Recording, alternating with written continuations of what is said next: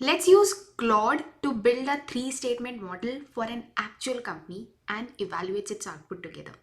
Stay till the end because this is going to be very interesting, and by the end of this video I will talk about an alternative approach to use Claude for better output. So without any further delay, let's get on to it. This data is for Colgate Palmolive, and we have profit and loss, balance sheet and cash flow for 3 years. I am providing data to Claude myself, but you can ask Claude to get it from web, and it will extract financials from the annual reports itself. But it takes lot of token and sometimes it hits daily usage.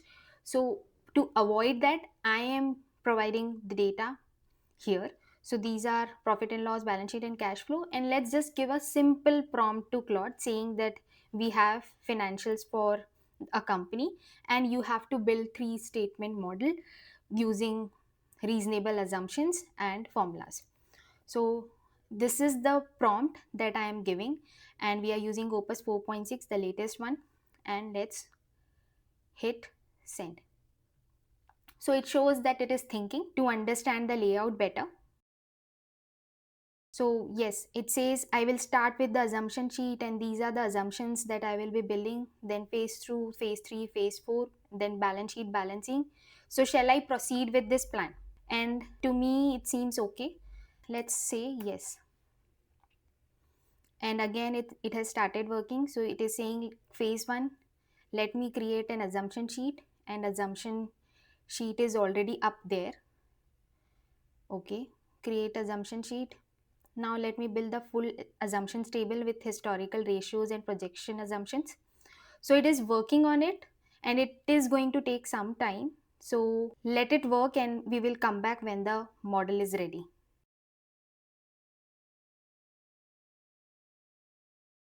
So yes, now it's done.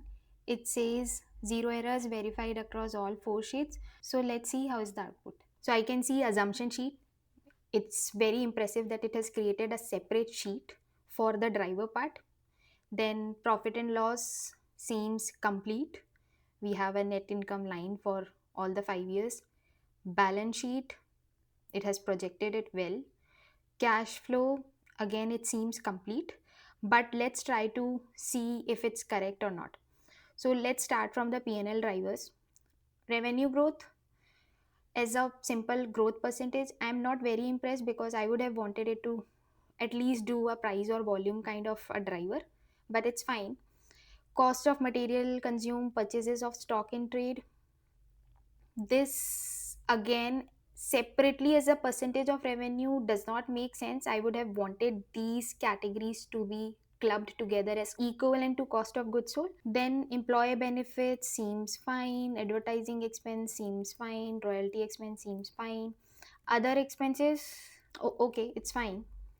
DNA as a percentage of revenue, I would have wanted DNA as a percentage of capex because that way your capex schedule and DNA moves in tandem. For me, it's kind of a yellow. It's not very right. Finance cost as a percentage of revenue, again, I don't think it's right because we can't link finance cost as a percentage of revenue. It should have been linked with either debt or lease liability depending on the balance sheet. So this is kind of a red flag. Other income as a percentage of revenue, it's fine, simple assumption. Effective tax rate, again 25.5. So PNL drivers on the face of it seems fine, but I would have wanted it to be further elaborated, at least for revenue growth driver and finance cost and DNA. So finance cost is kind of a red flag to me. Let's see if there are any errors related to profit and loss. So let's try to find out any linkage error. So first of all, what I will do is I'll press control tilde just to see if there are any hard coded numbers. So no, there are no hard coded numbers.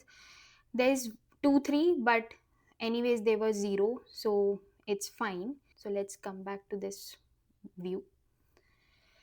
Cost of material G7, G8, G9, fine. Why I'm doing is because Claude has a tendency of doing a linkage error.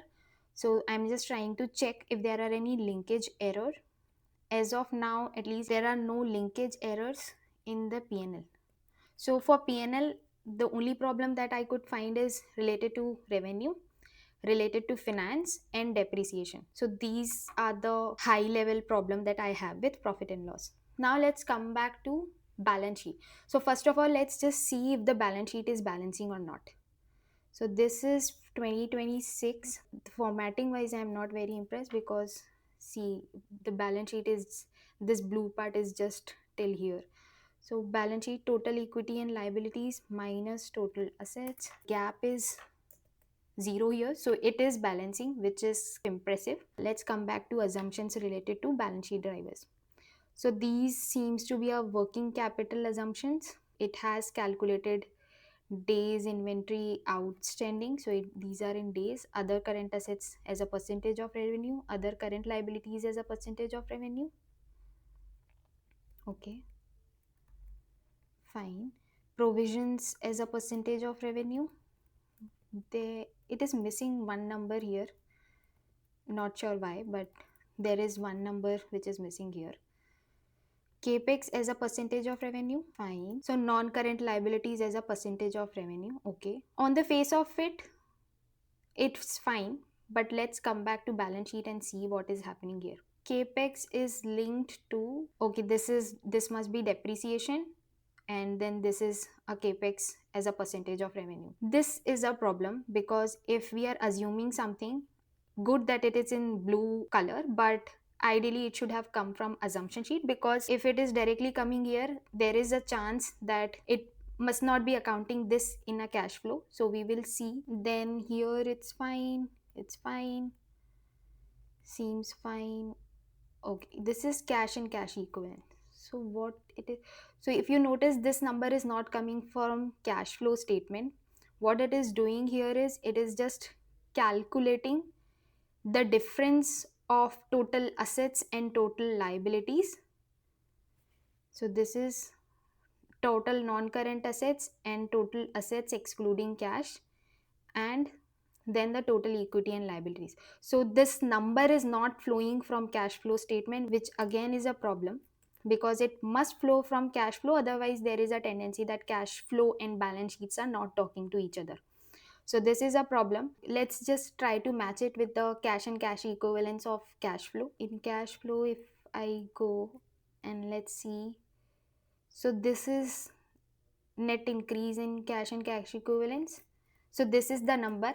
Yes, it is matching. How it is calculating net increase and oh, okay. So it is forcing balance sheet to balance. It is not correct. It is a big red flag, because net increase in cash and cash equivalent should have been cash flow from financing activities, cash flow from investing activities, and cash flow from operating activities. So what I'm saying is, your cash and cash equivalent should have been this plus this plus this. This is the number. But what Claude is doing is, it is bringing balance sheet number and trying to force fit it by taking balance sheet number and then subtracting this. So it's a forced balancing that the Claude is doing, which is wrong. And because of this, I can't at least now trust on this model, because there must be lot of errors. So this is a clear red flag, given that we are talking about cash flow and balance sheet. So just try to see if capital work in progress is flowing correctly or not. So capital work in progress should be in the investing activities. So this is the purchase of plant and property.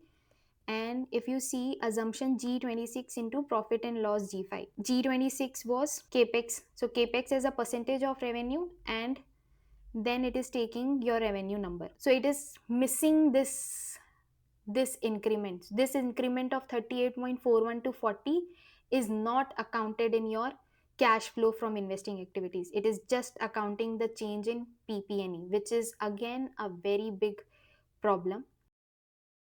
Let's just see if there are any other error. Total current assets. Let me again press control tilde just to see if there are any hard coded numbers. Okay, so there are no hard coded numbers at least.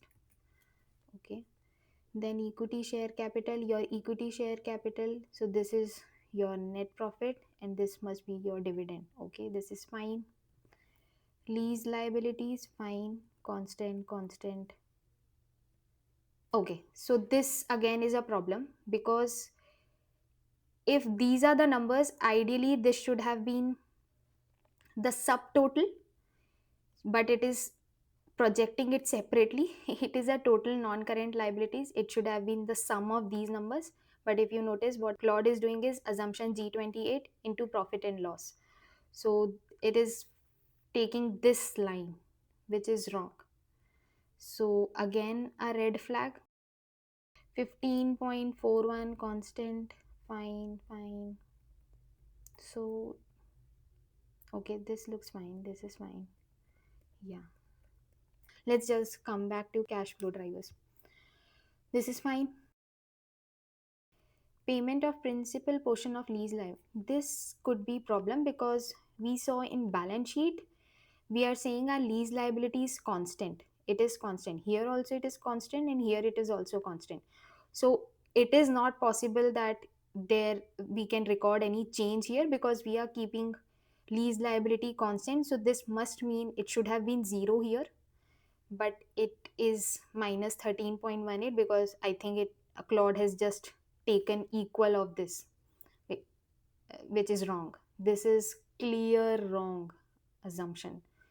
So yeah, this is not a good model. We saw there are multiple problems with this model. The biggest one, the balance sheet is being force balanced. Then we have capital work in progress not flowing to cash flow. There were few broken linkages. There was incorrect lease principal payment in the cash flow and subtotal error that we found in balance sheet. Although to be fair, it has done a decent job on the P&L projection, but even there, I would have expected proper revenue drivers and a clearer buildup of finance cost, either linked to lease liabilities or debt. And more importantly, there are no supporting schedules. I would have liked to see a proper capex schedule and a lease liabilities schedule. And on top of that, IB level formatting in the model is kind of missing. And the biggest concern overall is you have no control in the model, and the assumptions and logic rationale, we have no idea why it's been assumed that way, and it actually takes time to audit and to identify the error. This was relatively simple company, but in a real investment banking model with multiple sheets and higher complexity, this would have been a nightmare model to audit. In fact, just for fun, I am attaching this output in the first comment. Try to find out what's wrong in the model because I might have missed a few errors. And if you spot more, I would encourage you to comment the errors. In the next video, I will show you how to use Claude properly with chain of thoughts prompting.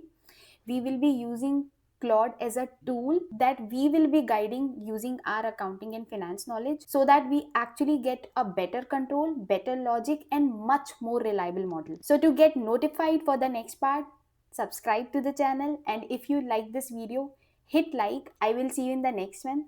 Thank you.